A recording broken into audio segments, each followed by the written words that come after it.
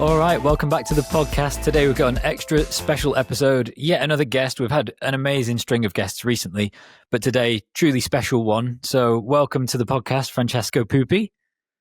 Thank you for having me. Yeah, of course. Thanks for your time. I mean, this is, you're someone that I've wanted to speak to for a little while for a load of different reasons. I mean, I'm sure all the listeners are aware of you and your career and your running and stuff like that, and probably also your podcast. But for anyone that isn't, Francesco, we kind of throw this term around quite a lot, but truly one of the best trail runners in the world, without a doubt. Also the host of an amazing podcast that I've listened to most of the episodes probably on my on my long runs, called Running Long. So loads of stuff for us to talk about. But yeah, super grateful to have you here. So just welcome and thanks for your time. Thanks a lot. Yeah, it's my pleasure. Awesome. Cool. Well, we sort of chatted very briefly before I pressed record. And yeah, for me, we have a lot of athletes on and we talk about a lot of racing and running and results and stuff. And we will touch on that because you've had a completely insane few years, really. But this year's been pretty spectacular as well. So we can't not talk about CCC and some of these results and Western States and for the future, you know, different things. But I'm always quite interested by the stuff that you put out on social media and kind of, I wanted to learn a little bit more about your kind of philosophy behind your running, your training, how you think about life, because I personally think about this stuff quite a lot as well. And I just find it quite interesting, some of the stuff that I read. So I had some questions for you I thought we could start on. So you put a post out quite recently, post CCC, which I don't know if you would say it was like the biggest win of your career, but I'm assuming it's kind of got to be in that conversation, right? In terms of performances. Yeah, for sure. One of the biggest wins of my career, for sure. The one that has made the most noise. Yeah. So yeah, I think not necessarily what a race means personally is the same as what it means for the general public, but it definitely meant a lot to me as well. Yeah. I mean, that's another one of the conversations is kind of what gives the races meaning and stuff. But after that specific race, you were talking a little bit about how people were saying to you to kind of sit back and enjoy the success, enjoy the win. And you were kind of saying like, what does that mean? I don't really know how to do that or what it really means. So yeah, I wondered if maybe we could talk a bit about that first, because I kind of know exactly what you mean as well. It made me think of this idea of like restless striving, which comes up in philosophy quite a lot. And this kind of idea that people are kind of made to pursue goals, and then you achieve a goal and it's kind of just doesn't really mean anything, or you get a very brief moment of kind of pleasure or contentment, and then straight away again you're back into like striving for something else. So is that kind of what you were trying to discuss with that post, and is that what you were feeling? Yeah, probably. I think it's the contrast between what I was actually feeling and going through personally and what I was expected to feel and go through from the outside, you know. And there was for sure a discrepancy, and I just asked myself some questions. I think I'm pretty reflective in general, and I would say introspective. Maybe I tend to overthink a lot sometimes. But yeah, I think we place a lot of meaning on the goals and achieving the goal, and we forget that the main values are in the process. Yeah, that was like, going to be my question. Like, what is the value for you? Like, what is the meaning to you external from people's expectations? Like, yeah. It's funny because I think it's a little bit of like a contrast maybe, because of course winning races and performing and being on the podium matters, because like the status I have as a professional athlete is thanks to my results and wins. But at the same time, that is not the point. Like at a personal level, the meaning we put on those goals and experiences, I think it should not be entirely related to whether you achieve those goals and like just the end result, but more on the experience, the process, the people you surround yourself with, and what it actually motivates you and what it actually means for you. So yeah, obviously it felt amazing to win CCC and to get recognition and to, be on the spotlight. I think at some level we want to be recognized. We want to be on people's mind. I think it's a very human and universal feeling. But we should also be able to separate who we are, like our identity as athletes, from what we do, like what we achieve and the races we win. So for me, it was, yeah, it definitely meant a lot to win the race, but also the journey, the the preparation for that race was incredibly fulfilling and exciting and profound. And I was just trying to give that space and to recognize what it meant for me. And I think the void that I was feeling after that race is a proof of what it actually meant for me at a personal level. Yeah, I mean, I'm sure everyone that's listening to some degree understands that basic idea of like post race blues or whatever people refer to it as, where you have a big goal and you achieve it, and then you kind of feel a bit down, a bit flat, a bit demotivated, because not necessarily because the achievement of the goal wasn't what you thought it was going to be, but I think it's more like you say, the recognition that actually it was the process and the experience and all the different parts of it, and achieving the goal wasn't really the goal. Which is a weird Exactly. thing in racing, where you are literally training to try and like cross a finish line in a certain amount of time, and then you realize that isn't the thing that really matters. Um, but then for you as a professional athlete, it kind of does matter, because that's your livelihood, and that's, you Of know. course. So how do you separate that? Like, do you think you could perform at the level that you do, um, purely based on like your own intrinsic motivation, without all of the kind of, I don't know, financial input and the sponsors and the fans and the expectations? Do you think you would perform better without that stuff? I don't think so. I think it's important to recognize those different components, like what a goal means for you personally, and also the pressure, the expectations, and just the forces that come from the outside. And you should be able to control how much space those different things take up in your mind and just within yourself. You can choose basically, and I think it doesn't have to be one or the other. It's more like a balance between those two forces, and because like not necessarily one is better than the other. Like, of course, winning and performing and yeah, like matching the expectations that the people in general and my sponsors put on me.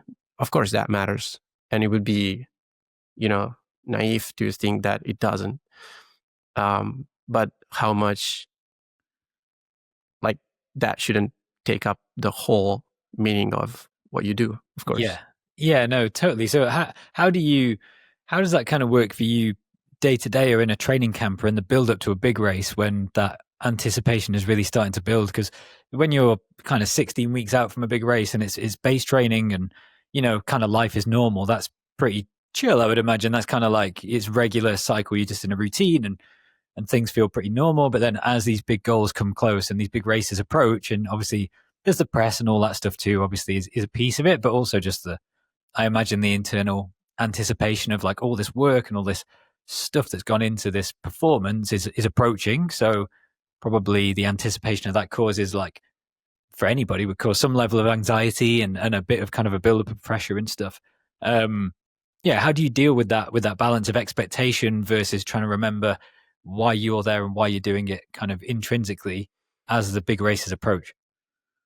Yeah, I think that pressure that you described is good, and it actually adds another layer of motivation. Personally, like, you feel like what you're actually doing matters and has an impact on other people, and it feels good to be activated, and if you're nervous before a race, it's probably a good sign that you're in the right mindset to approach the race, as long as it's not too much, of course. Again, like, I think it's always a balance. If you are at a complete mercy of your emotions, it's probably not a good thing. But also, we're not completely rational individuals. We're not just made of rationality and thoughts. We're also made of emotions and things that we feel, but we don't really recognize. So I think it's just important to recognize that and develop an awareness of who you are and why you do what you do. And of course, like, personally, the intrinsic motivation to chase a goal and put in the work is the number one thing. I run and I compete because I love running and competing. So, like, the motivation, like, people ask me, where do you find the motivation to run and train and do, X amount of volume and workouts and stuff? But the work is actually the motivation for me. Like, if someone loves running, what is better than running professionally? Yeah. I feel so privileged for that. So that is, I don't know, it feels like a really good starting point for me. And then everything else has a lot of importance, but is not everything. I don't know. Yeah. Yeah. No, And also, like, just trying not to define myself just as an athlete, but also as a person, as a partner, as someone who has different interests outside of the sport, and as a friend of other people. It's super important. I'm not just an athlete. I'm not my results or what I do. I am Francesco. I am a person, a human being, and with all the things that this actually means. Yeah. I mean, well, that is kind of a really interesting way of looking at things, because, again, I was reading something recently and it was talking about the difference between how like science is really good at explaining what things do, but it doesn't really explain what things are. And this idea of, like, what is it to be a thing? Like, what is a thing? Not just describing what it does, but what is it? What does it mean to you, kind of thing. And I was going to ask you the question of, like, what does it mean to be one of the best runners in the world, or what does it mean to be an elite athlete, a professional runner, rather than describing what you do. Like, what it means is I train really hard and I'm part of a team and I have good race results and stuff. Like, what is it to you? Like, oh yeah, what does it mean to you to be that? I don't know. You don't really think about that, actually. I think like, no matter the level I achieve and the fact that I'm, as you mentioned, I am considered among the best trail runners in the world. My day-to-day training and my, like, the environment around myself hasn't really changed from when I was not a professional runner. Right. Like, of course I put in a lot of time and energy into what I do, but, like, the micro environment, I think it's always important to focus on, like, the micro environment and the relationships and the day-to-day training and life that goes on, even if you have, like, these big goals that matter a lot, not just for yourself, but also to other people.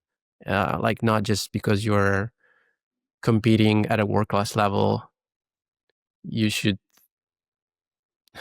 think that your life only matters at that level. I don't know if I can make myself understood, but um, yeah, I think focusing on that, like, the day to day things, stuff that goes on is super important. And is actually like the whole reason why I do what I do.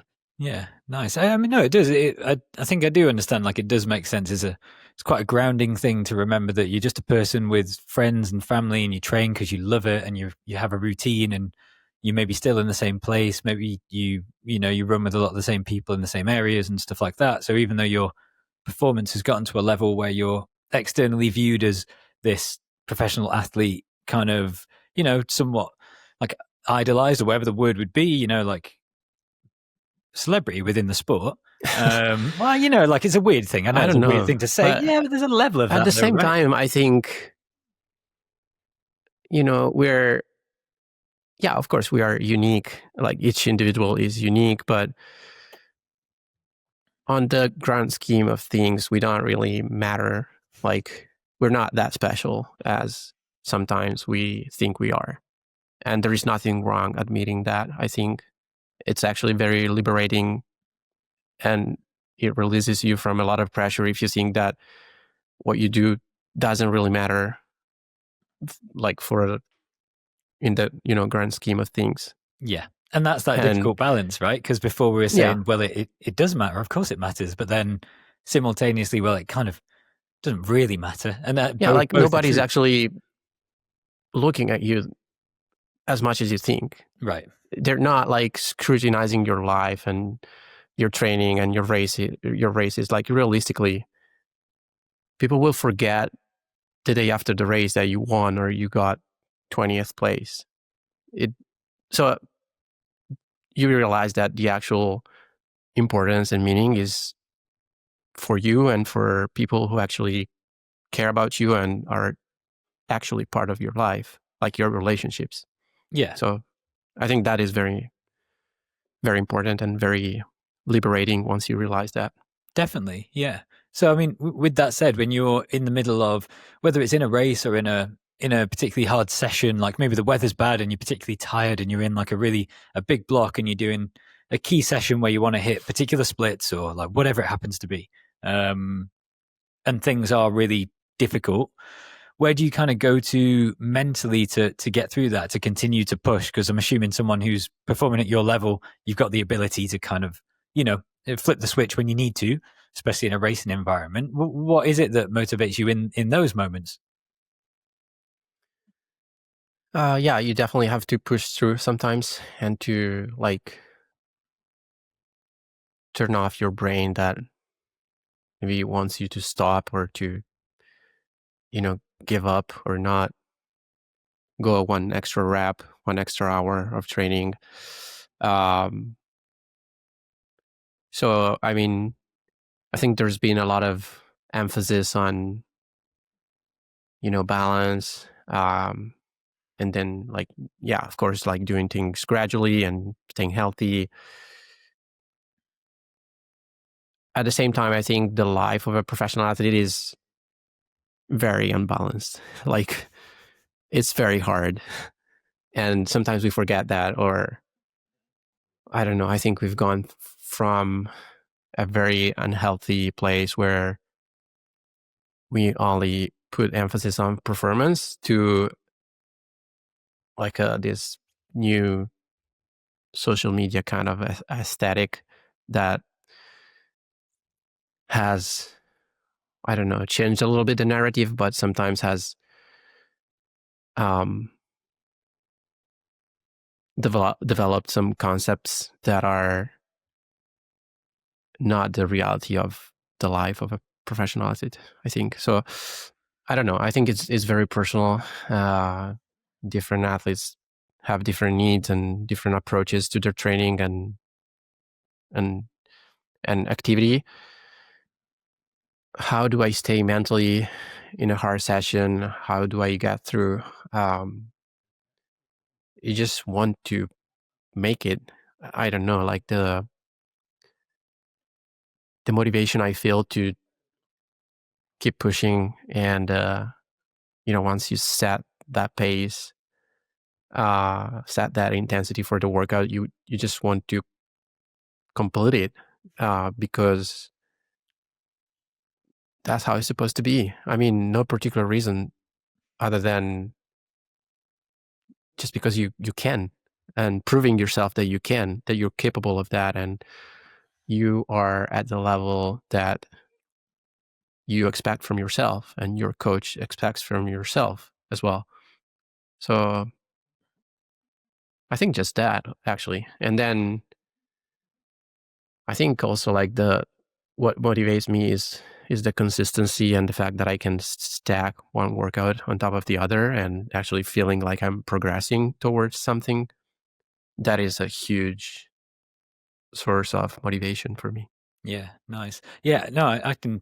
And that is true at like any level. I think you don't have to be a professional athlete to find joy and motivation through that. Definitely. No, I can resonate with that entirely. I think earlier in the conversation we mentioned about, I can't remember exactly the context that we were talking about it in, but about the motivation of being watched by someone and almost like kind of the recognition, whether it is like fans or a coach or a family or even yourself. But there is a level of, I've got a 4-year-old daughter and it's constantly like, mummy, watch this, daddy, watch this. It's like what she's doing doesn't really matter unless someone's kind of paying attention to it. And I think we all have a bit of that. I think that's quite like naturally human. And I think I feel exactly the same in a session. Like I want to do it to prove to myself that I can do this thing that I wrote down on paper that I know I can do. And I kind of want to do it so that when my coach looks at the splits, he can be happy that I've hit the splits that I can hit. And if I don't do that, I kind of know that I'm not really doing myself justice because I can do it. Otherwise, it wouldn't be on the training plan and I wouldn't have left the door to do it. But sometimes that doesn't make it any easier when you're exhausted and freezing cold and it's just like a hard day. But I suppose they're the things that kind of help you push through. I mean, we talk about that a bit at work as well, because obviously we organize events. And one of the things that we were talking about a while ago was how do we give that to people, that motivation during like a difficult part in a race when, there's loads of places on these courses on ultra distance trail races where there's no support at all, right? You're by yourself for quite a long time and you might not even be able to see your competitors. It's quite, especially 50K, 100K, you're by yourself for hours and you're not seeing many spectators. And it was one of the things that we kind of came around to was to make sure that we always had GPS trackers for every runner, because at least there's this idea in the back of your head that your family are at home kind of dot watching and seeing you go along. And it's this extra kind of boost of motivation, knowing that someone's kind of supporting you and there to watch. So yeah, no, I just think that's, like you say, I think most people listening could probably resonate with that idea. Hopefully. Yeah, I think, yeah, it's important to find intrinsic motivation, but also to have someone who actually cares about you. Of course, it feels really good. And then coming back to the training, of course, there is again a balance. I think you have to be really in tune with your body and very sensitive to understand when it's too much and when it's okay to push through and do the work and not give up, not back off. But it's very easy to actually cross that limit and burn yourself physically or mentally. So yeah, I think each athlete has a unique emotional, psychological intelligence and the ability to know your body and understand how you feel is huge. And it doesn't come easy. It comes with a lot of experience and years of hard work. Yeah. I think that's a huge thing. Like my co-host Lewis, who comes on the podcast quite regularly, is my coach and has coached for many years. And something we always talk about is how difficult it is for people who are new to being coached to understand like running to effort and just that feeling of knowing where your limits are and knowing what it means to have an easy day easy and a hard day hard. And it really is, like you say, it's years of experience and practice and making mistakes and jogging on a niggle that then turns into an injury and then thinking, okay, maybe next time I don't do that. But that it does just take a lot of experience. Yeah, we have metrics and technology that can definitely help, but ultimately I think it comes down to your own sensibility and experience. So technology is great and can be a super useful tool, but then you have to be able to trust your intuition and your feelings. Yeah. Yeah, absolutely. And like you say, the experience builds up to provide you with that intuition, because you just don't really have that when you first start out. But I also wanted to ask about the types of running that you do. So obviously you've been running at a really high level for a long time. It's not like you've just kind of burst onto the scene from nowhere. And you kind of have followed I suppose, like a fairly normal pattern of progression for an elite trail runner, in terms of you have kind of generally gone up in distance. I know it's only recently that you've gone to longer races, and it does kind of seem like a thing now, both for like elite and amateur runners, even to be honest, the whole spectrum of people, to see progression in trail running as longer, as opposed to like improving at a particular set distance. For you, it's a bit different, because I know you competed at shorter distances for a long time, and you kind of recently progressed on. But I know you're quite passionate about this idea of um, having a lot of variance in the types of races you do, and being able to compete at a high level at a load of different distances. Like, for example, I think last year at Europeans, you did the uphill race, as well as then trying to do like the short trail, and you race in 100K, but then you might also go and do a VK or whatever. So yeah, what's the idea behind that? Is that to keep it fresh and interesting, or do you think that's better for your body, or where does that come from? Yeah, it's actually, I think it's multifactorial.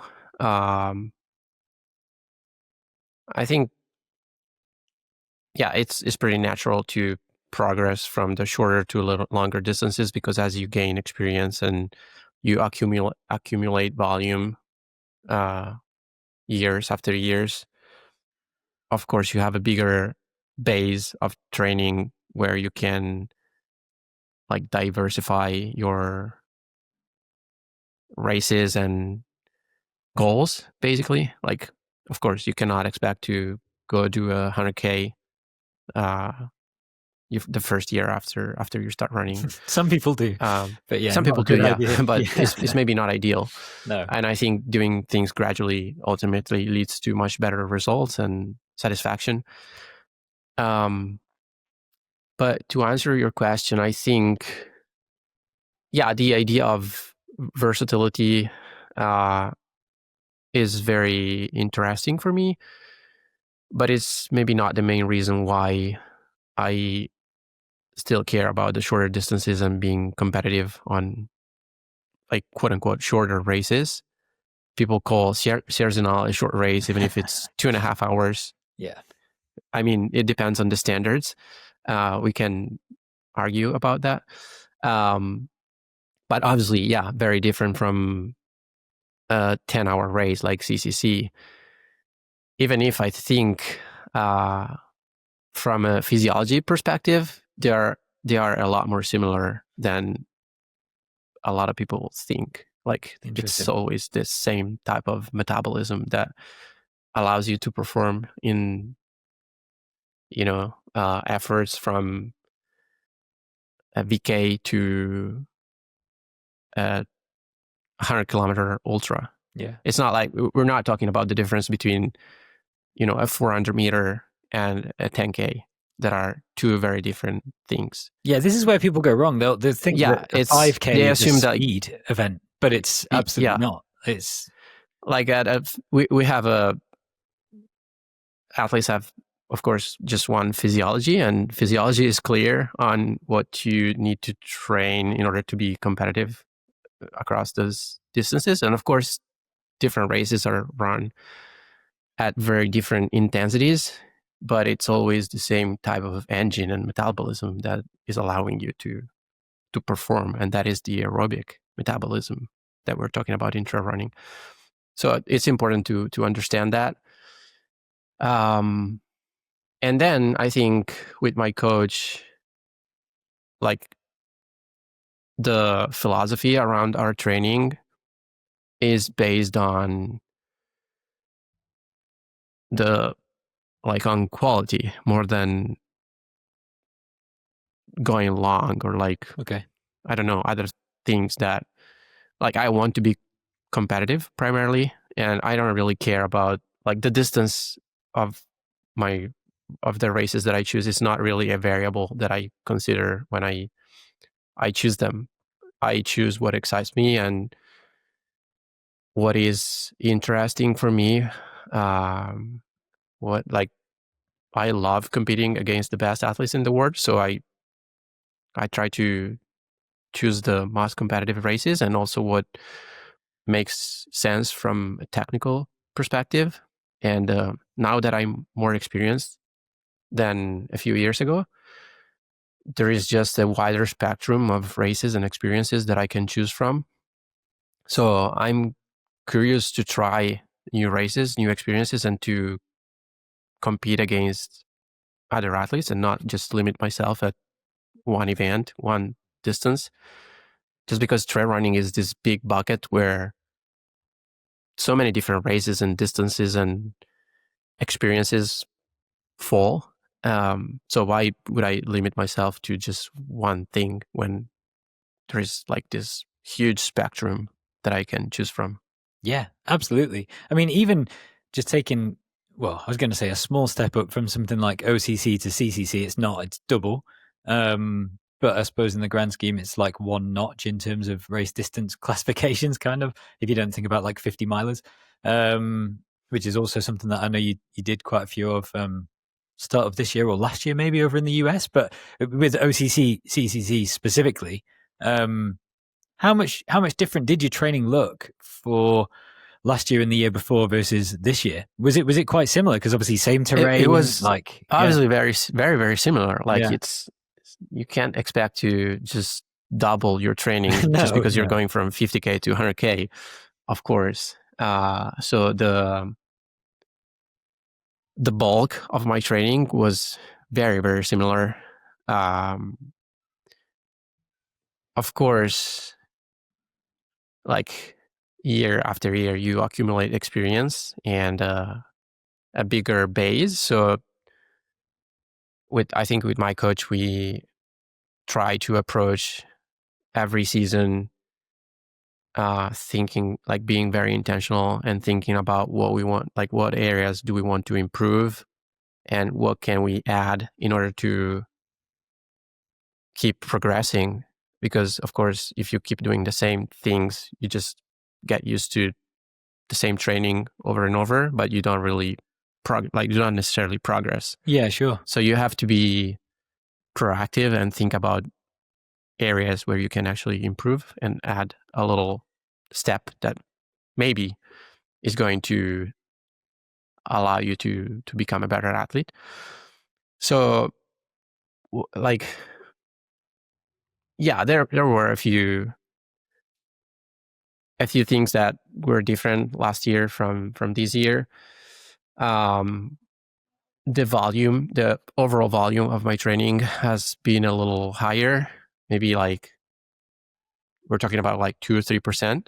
Okay. On a year basis, so not a lot. That is around 20 or 30 hours in a year. Yep. And then we've put more emphasis on strength work. Like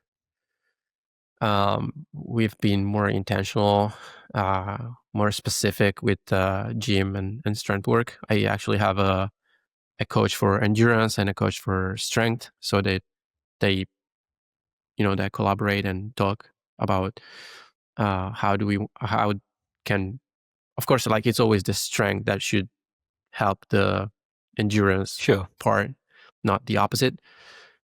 You're developing strength because you want to become a better runner, not for the sake of it. So that is one area that we try to improve from 2024.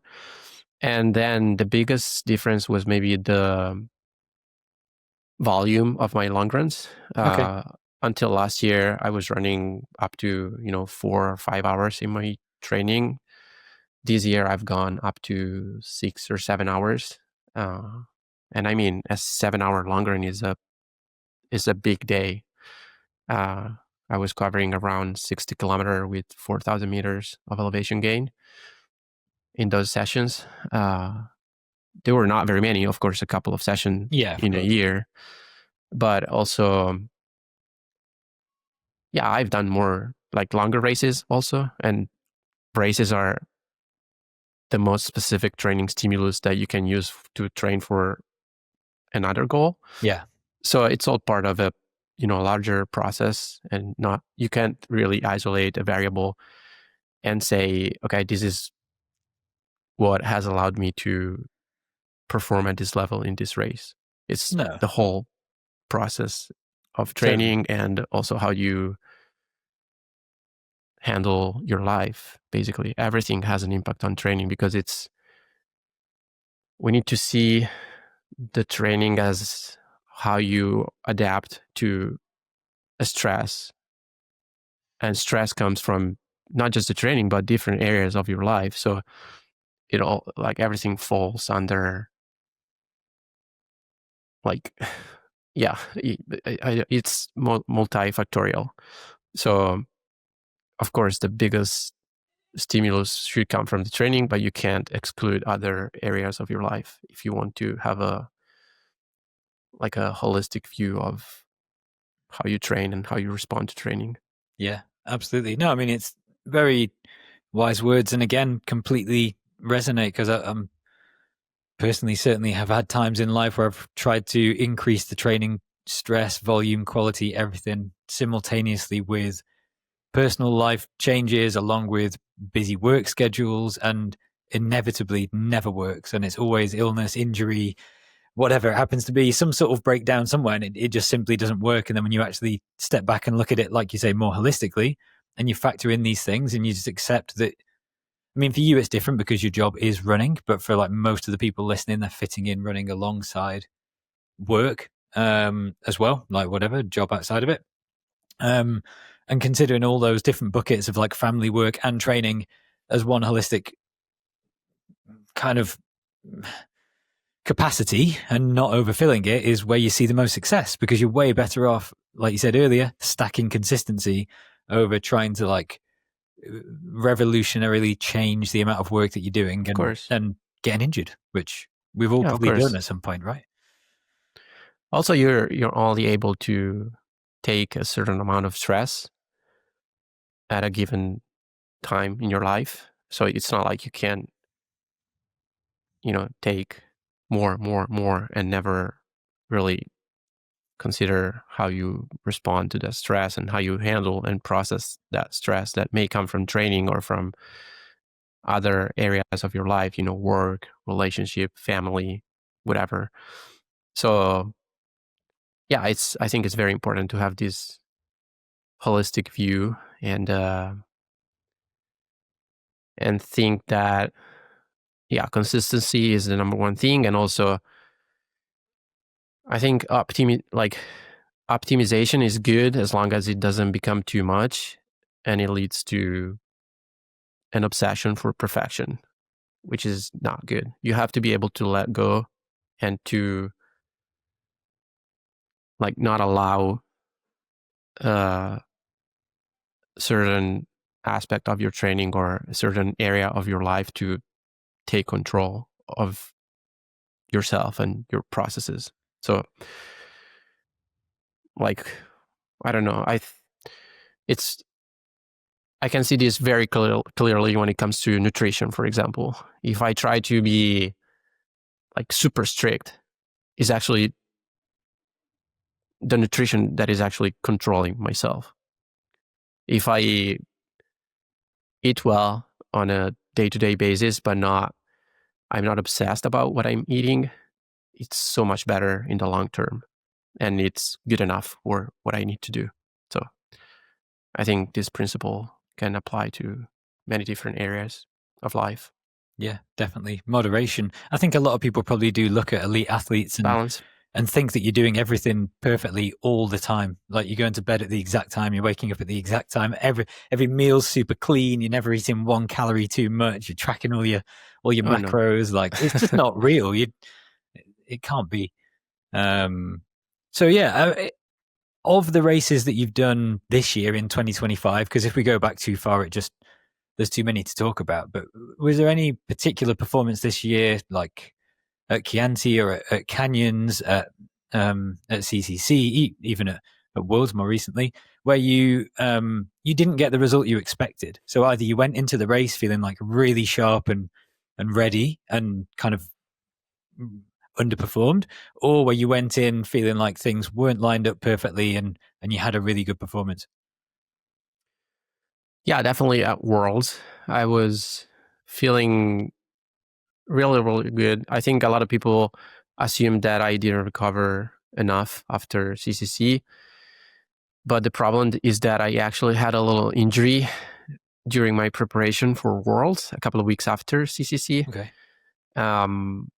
Which forced me to change plans and I wasn't able to run until like 3 days before the race. And so obviously the lead up to Worlds wasn't perfect, and that definitely affected my race. I started having very bad cramps on the first downhill, and no. I had very bad cramps throughout the first 50K of the race. Then the last 30K, it got a little better. I pushed through the pain. I just tried to stay in the race, even if, like on the first climb, I was basically in the lead group. I was fourth, and I dropped back to 49th place on the first downhill after 2.5 hours of racing. So I was like wondering, what am I doing out here? And like, what should I do? I didn't really think about dropping out because I wanted to make it, and I knew it was my final race of the year, and I knew I was not just racing for myself but for my country. So it felt important to still try to do what I could and still try to, you know, squeeze out the best that I could do on the day. But obviously, it didn't go as I was expecting. I think I was fit enough to achieve a podium performance if, you know, on a good day. But of course, like, you can't control everything, and sometimes it goes well, sometimes it doesn't. And I'm still really proud that I finished 9th in the world, which is not, like, definitely not bad. Yeah, it's not. Like, Not if you finish insignificant. 9th, it means that you set the bar really, really high, I think. So that felt good at a personal level. And even to, you know, go from 49th place to 9th and pass 40 people and prove to myself that I was able to do that. And I think, yeah, a lot of other athletes that I talked to were very impressed about what I did, because they realized on a bad day I was still top 10 in the world. So that was good, but obviously it was not the result that I was expecting and that other people were expecting. So it was weird and a little bit of a paradox, because those two pretty different feelings, disappointment on one hand and personal satisfaction, were living together.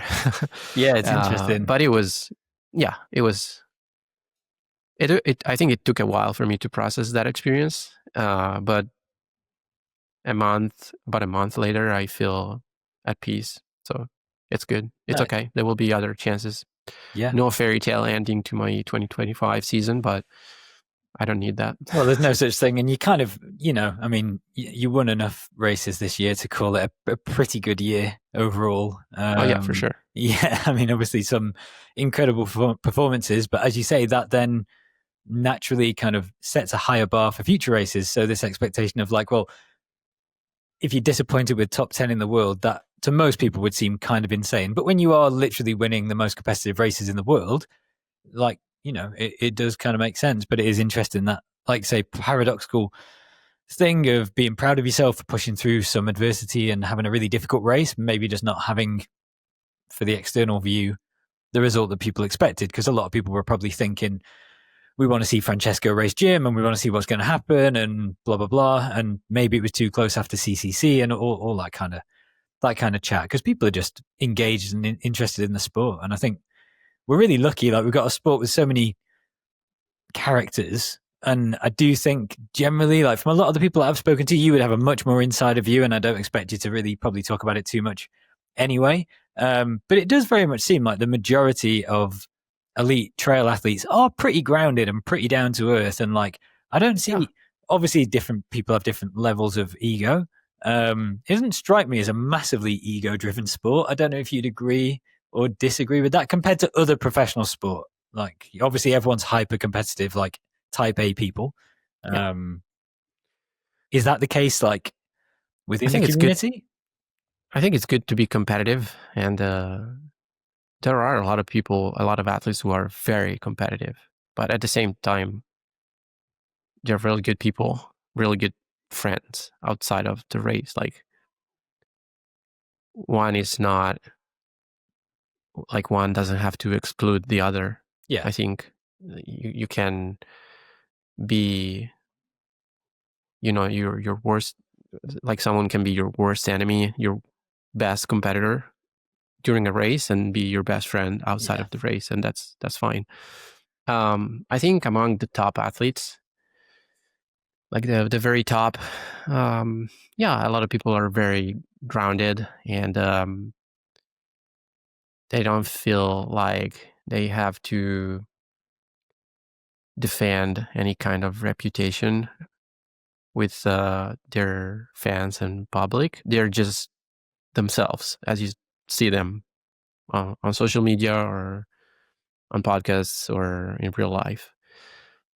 I think for other athletes who are maybe trying to achieve that next level, but not in a healthy way, like some people are trying to present themselves in a way that they're actually not, and like acting as if they are super professional, or I don't know, some like somehow trying to build a reputation that is not who they actually are. Mm. So that bothers me a little bit sometimes. But I think it's not like trail running related. It's very common in any kind of environment. So we don't we're just a mirror of our society. Basically, we're not special by any means. There's good and bad people within the sport, of course, and that's fine. Interesting. Okay. I did want to specifically ask about canyons actually for a couple of reasons. One, because am I right in thinking that was the first time you'd stepped up to 100 kilometers? Yeah. Yeah, Okay, that's cool. right. That, and also with it being a golden ticket race, and obviously kind of chat about races that you might take on in the future, and being particularly inspired by different events, regardless of kind of the distance or whatever. Not really factoring that in, but just to step back to canyons because it was a massive performance this year. How did you find that event? Like, very different terrain. Obviously, you're used to running in all different types of terrain, like we talked about. But much more runnable, not massive elevation, but like a pretty deep field this year at Canyons, especially because of it being a golden ticket race and your first time stepping up to 100 kilometers. So obviously, there's some unknowns with that. Although maybe was it the longest race that you've ever done by duration or not? It was, Okay, yes, okay, cool. So definitely some unknowns. So yeah, 8 hours. what was that experience like? Because it's such an incredible event, and obviously that area has got such a sort of so much running lore surrounding Western states, and like Auburn as a town is just a really cool place. We were actually out there. I was out there with my family for the event, and I just loved it. I'd never been to that part of California before. I just thought it was so cool, and the trails were incredible. But I was blown away by how smooth and runnable they were. It was ridiculous. Yeah, I just wondered how you found that race and that course.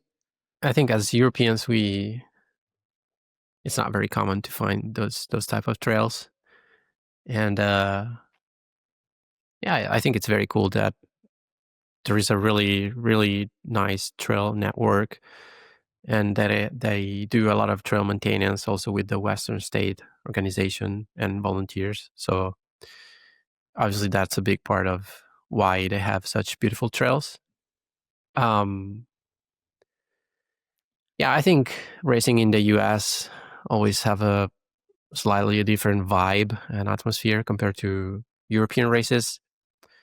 Canyon is a very competitive event, and It's very well recognized within the trail running world, but it's actually a pretty small race by our standards as Europeans. It's not like if you go to Lavaredo or another UTMB race, it's so much bigger, so much more athletes running, but also like people around the race and the organization, and so much more logistic, and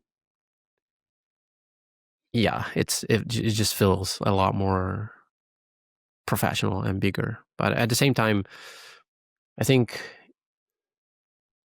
American media are like very good at giving value to what they have, even if sometimes it's not as huge as it actually is. And there's different reasons for that, of course, but yeah, it was like it still feels like a pretty grassroots event, even if it's considered one of the best and most competitive races on American soil. So I don't know. I kind of like that. I also like the championship atmosphere or UTMB atmosphere, that it feels very professional and just very different. But I was expecting that. I have been racing a lot in the US since basically 2019. So that was not new to me. What was new was the distance, obviously, and then some of my competitors I had never raced with. I was feeling good, and I was confident that I could have a good performance. I think it was one of the most painful experiences of my life. I wasn't expecting that. Really? Excruciating pain in the last 15 or 20 miles of the race. Wow. But I also ran quite fast. Like, I lowered the course record by 40 minutes. And the course record last year was considered one of the trail performances of the year. So it's not that it wasn't competitive. So yeah, I learned a lot from that experience, from that race. And I think without canyons, I couldn't have won CCC for sure. So yeah, I don't know if that answers your question. I mean, it kind of does. It's interesting. I didn't know that it was that you had. Was that cramp again towards the end of the race then? No, it was just my body breaking down and like just hurting and going super, super deep into the pain cave.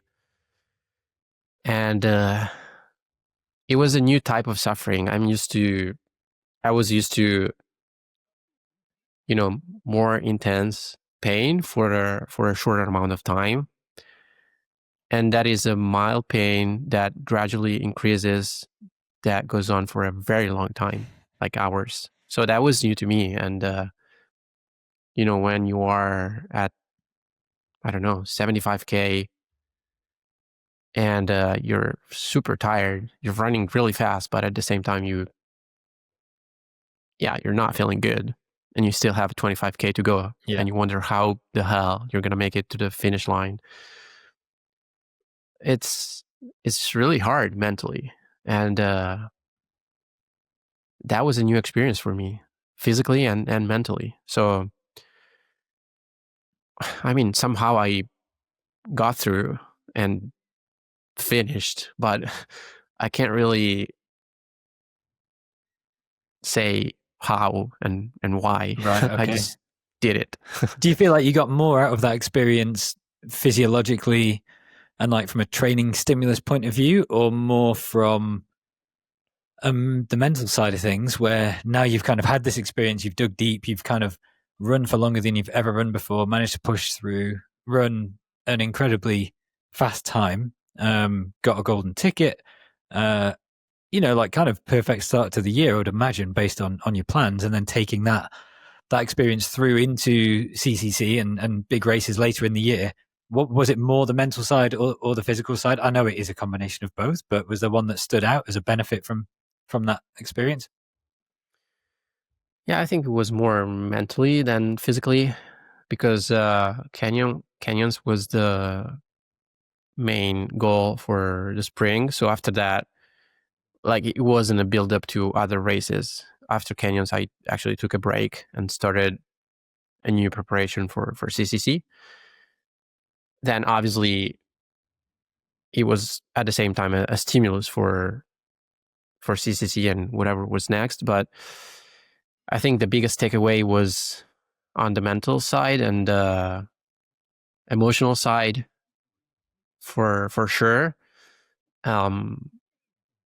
Because going into CCC, I could imagine how I was gonna feel after 7 or 8 hours, and I could project how I was going to feel after 9 or 10 hours. Yeah. So that really helped handle the race and like for my race strategy and for my mindset during the race. And I think also like once you achieve that level of pain and once you dig like really deep into the pain cave, it's like the pain cave gets bigger, and I don't know, like you explore a new part of your own pain cave, and it's like you normalize that level of effort, and the next time you go there, you can actually go a little farther because you already know how it feels. Yeah. And actually, like you realize it's just pain. Like, yeah, it's hard. It's super painful, but it's like it's not gonna kill you. It's just pain. And after the race, after a few days, a few weeks, it's over, and you're gonna be able to recover. So I don't know. You don't really think about all of that during the race, but I think is helpful to remember that because you have to be able to stay in a extremely difficult and painful situation for quite a long time. Yeah. Yeah, I mean it is super interesting because it does apply kind of to any race, even if you drop down to like a 5K, like you say. Yes, of course. Yeah, it lasts a lot less long and it's a lot more intense, but you're still at 3.5K and you just need to sit in it for another 3 minutes and you're done, or whatever it happens to be. But those mental back and forth that you have with yourself, even though because even pain, I've always struggled with the word pain as a description for it. Because to me, it's almost more like, I mean, it is pain, but like it's kind of more like it's like discomfort, kind of. It's not pain like pain of an injury or pain of like being stabbed or like breaking your leg. It's kind of just like you say, it gradually creeps up, and it's just how long can I feel this level of discomfort for before I decide to give up? But there's not really any reason to give up unless your body's shutting down, which it Exactly. usually isn't, right? Yeah, it can. Obviously, it can. Yeah, I'm not saying that doesn't happen, but yeah, I think there is a distinction between pain and fatigue or like discomfort. And it's obviously a combination of those two things, um, especially during a long race, because like in a 5K, you're like limited by the intensity of the effort. In a long race, you're more limited by the I think is the like just the discomfort, the pain yeah, that yeah, and is obviously it's many different factors like the limiters of your performance come from energy and heat and hydration and um, endurance and like muscular fatigue, so many things that you're not able to tell how much each component is influencing your physical and mental state. Like it's altogether, but it's what determines how you're gonna feel after, 8 or 9 hours into the race. Yeah. Yeah. And then it's interesting though as well what you were saying about at World Champs, where when you're having like severe cramps on the first descent, which I don't know how long into the race that is, I'm not too aware It was of like the long course. Did you it start was with a huge 90 climb? minutes into the race, Okay. and it took me like an hour to complete the first downhill. So at the bottom, it was like 2.5 hours. Wow. Yes. To cover like 5K, Oh, just to man. give an idea. Okay. Not very good. Yeah, not your usual kind of pace that you'd be setting. But with that said, that's like race ending, crippling muscle failure, right? That's like kind of beyond discomfort. It's not like, oh, my stomach hurts a bit, maybe I'll come out the other side, or oh, I'm working a little bit hard. Maybe I've pushed through into like threshold effort going up this climb and I need to dial it back and I'm a bit uncomfortable. That's kind of like my legs might stop allowing me to do this. But then to mentally push through that and to carry on and then to make up another 40 places and still come top 10, it does speak a lot to the importance of like mindset and mental resilience and the ability of your kind of brain and your will and your motivation to kind of push through things that could, on the face of it, seem like physical limitations that are stopping you. Of which, like, obviously, that can also happen. If you drop out of a race, it's not because you're mentally weak. Obviously not. No. But it is kind of interesting, right? You could easily drop out at the bottom of that descent and say, "Oh, I'm cramping horrendously. I can't run. I've dropped 40 places. Why would I continue?" But you did, and you kind of came back. Like, what is that? It is a weird thing, isn't it? Yeah. I think there is a number of variables that you can control and other variables that you can't control. And cramps, you have a little control, but not much. Like once you start cramping, yeah, you can't really do anything, and you can't run. Like it's impossible. So you can just like try to handle the situation and see if it gets better and stretch a little bit, walk. I was trying to, run in the opposite direction on the course, like uphill, to see if I like.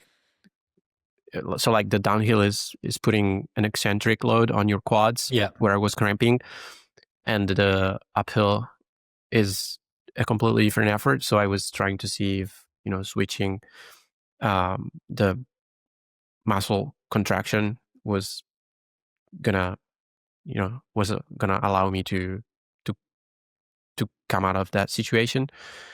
It didn't. So I mean, somehow I got to the bottom of that downhill. But then I think like the only motivation I had to continue was just because I could, like, just my will. Like nothing was actually preventing me from doing it. And if I just wanted it enough, I could make it. And I think it was just that. No particular reason other than because I could. Yeah. I mean, yeah, it's quite motivating. It's an interesting side of the sport that I think comes into it even more so in the longer races where it's less of a physiology test. And like you said before, it's not a 400 meters on the track where the fittest, fastest person who has the best start wins the race and gets the gold medal. It's like a million different compounding factors that stretch back years before and all the way through until after you finish the race. And any one of them can become an issue. And it just makes it so interesting. It's so much more of a puzzle. And there's so many more unknowns that I think for the competitors, but also for spectators, it makes it so much more engaging. Because really, not anyone, but like, there's a lot more chance for upset. There's a lot more chance for drama. There's a lot more chance for uncertainty, which is kind of entertaining. And that's, I think, one of the things that makes the sport so special. But yeah, I mean, moving on to the last thing that I wanted to touch on, you talked earlier about being motivated by goals and kind of choosing races that inspire you, and whether that's going up in distance or not or whatever, it's really more about picking inspiring races with really deep fields where you can race the best people in the world and do something that you're excited to take part in. So what's that going to be next for you? I do think I saw you say that you might retract the refusal of the golden ticket and think about heading back over to the States next year. Is that something that you're going to commit to doing, or are you still kind of considering options? Yeah, I actually won a second golden ticket at CCC after turning down the golden ticket at Canyons. So I said no after Canyons because I knew I had other plans for my summer of 2025. And I just wasn't ready to run a 100-miler 2 weeks after Canyons. Yeah.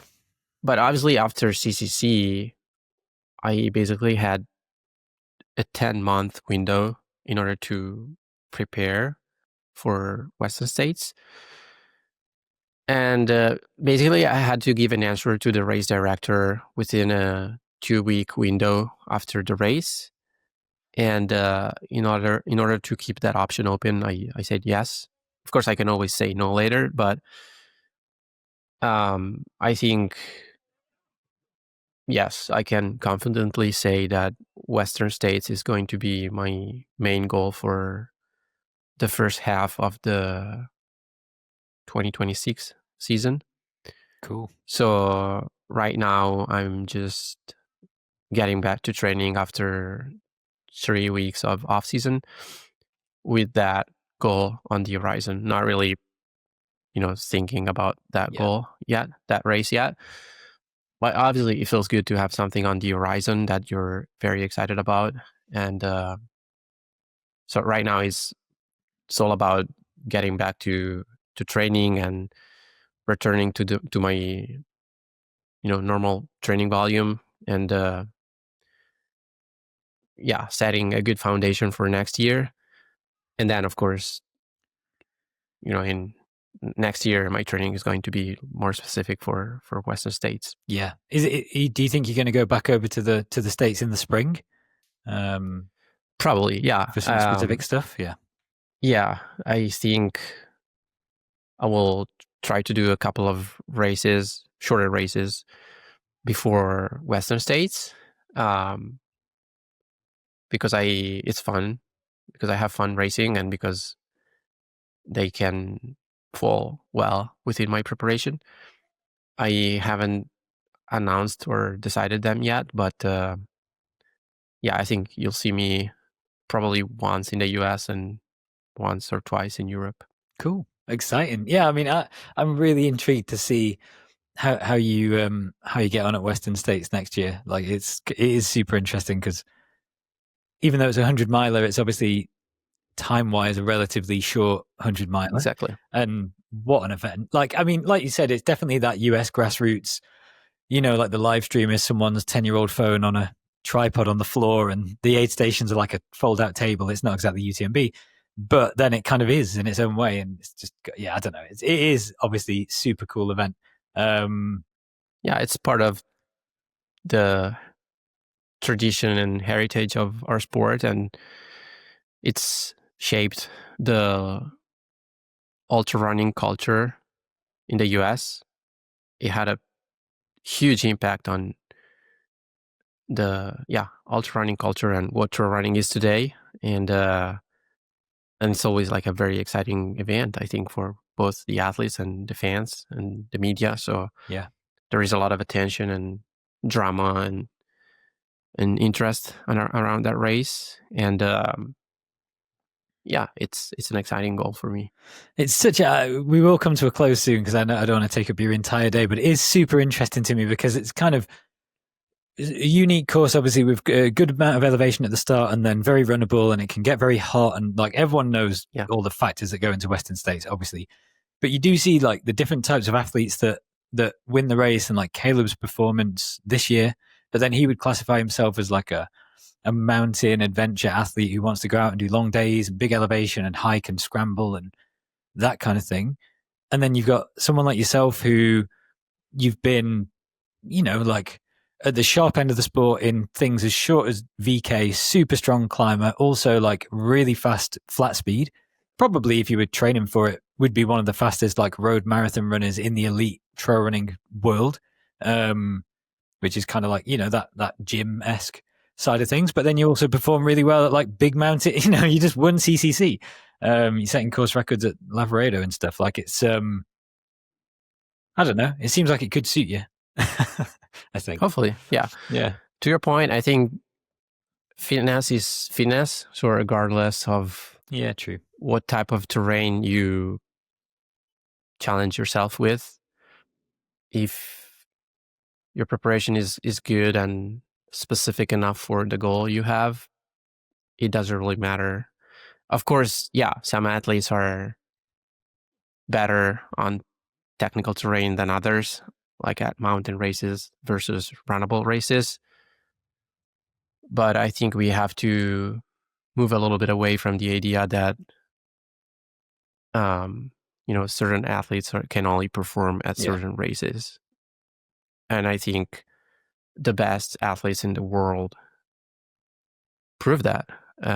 Katie Scheid, she was able to win Western State and UTMB and Hard Rock and Diagonal de Fou, and Jim Walmsley, very similar, and Killian, Sierzinal, Hard Rock, Zagama, UTMB in the same year. Yeah. So obviously you're comparing with the very best, but I think that is true. That can be true at all levels. So cool. Interesting. Well, okay. Well, I think we'll call it there because we could probably talk for quite a while. But super exciting. And like I say, I mean, I don't need to say congratulations because it doesn't really mean anything. But like, unbelievable year, and it's been really really cool watching you race this year and seeing you kind of progress into the longer distances, and especially after like amazing performances at OCC for the last couple of years, and then moving up to CCC and having that run that you had. It's just been amazing. So I'm sure that everyone who watches the sport and enjoys kind of following trail running has really appreciated just kind of following your journey, and kind of the entertainment and excitement and pleasure that's brought all of us. And it's really cool to meet you and have a proper chat. I do think it's super interesting because you got a nice, like, unique kind of view on the sport. And just excited to see how you get on into next year. And obviously we'll all be keeping a sharp eye out to see these races that you announced coming up, and best of luck with all the training. Hope all the niggles post Worlds and everything cleared up, and congrats on an incredible year, and thanks for your time. Thank you. That's super kind of you, and I appreciate it a lot. Awesome. All right, cool, everyone. So it's pretty easy to find Francesco online. Just go on Google. You can go and check him out. Obviously, Hocker Athlete, and check out on Instagram. Definitely go and check out the Running Long podcast. Genuine plug. Listen to tons of them. Really interesting, and it's cool to have a podcast hosted by literally one of the best trail runners in the world. So you're getting a really unique insight there. And definitely follow along with Francesco's journey and send him some love. So thank you all for watching, and we'll be back again in a couple of weeks with another episode. And just one last time, thank you, Francesco, for your time, and we'll speak to you again soon. Thanks a lot. Thanks for mentioning my podcast. And I do want to mention that we produced a documentary about my race at CCC. Cool. It's on my YouTube channel. It's got English subtitles, so that might be interesting for the audience. 100%, definitely. I don't know how I've missed that. We'll definitely go and check it out. We'll pop that a link to that in the description as well, so Ben can sort that out. Awesome. Thank you. Cool. All right, everyone, enjoy, and we'll speak to you all very soon. Cheers.